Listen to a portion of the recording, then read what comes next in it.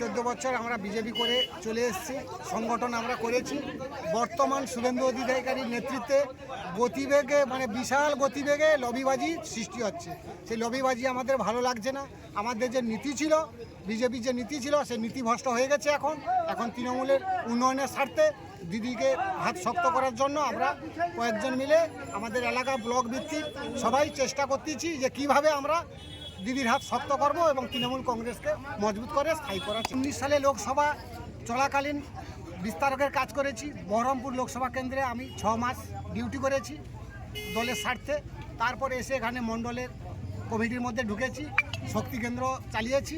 এইভাবে আমি বিভিন্ন সময় বিভিন্নভাবে বিজেপির পুরনো কমিটির সঙ্গে যুক্ত ছিলাম এবং চালিয়ে গেছিলাম।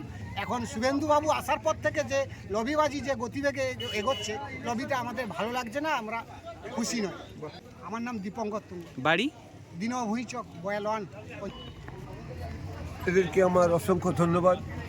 এরা আমাদের এই দীপঙ্কর বাবু থেকে আরম্ভ করে যারা 7 জন এলেন, এরা যে বুঝতে পেরেছে তাদের সঙ্গে যে ভণ্ডামিটা হয়েছে, তারা নীতিভ্রষ্ট হয়েছে। যে নীতিতে বলেছিল সেই নীতির জায়গায় নেই বলে আজকে ওরা বুঝতে পেরে ওদের সুবুদ্ধি হয়েছে যে আজকে আমাদের তৃণমূলের দলে যোগ দিয়েছে।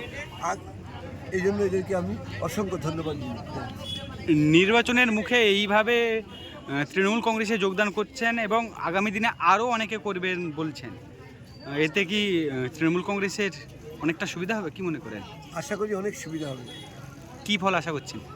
ফল আশা করছি যে আমাদের দলীয় ভোট অনেক বাড়বে। আমাদের দেবাংশু যে প্রার্থী আছে তার পক্ষে ভোট অনেক বেশি আসবে প্রত্যেক বুথ থেকে। আপনার নাম এবং পরিচয়? আমার নাম শেখ গোলাম রুকুমউদ্দিন, বয়াল 1 নম্বর অঞ্চল সভাপতি। কোন দলে? তৃণমূল দল।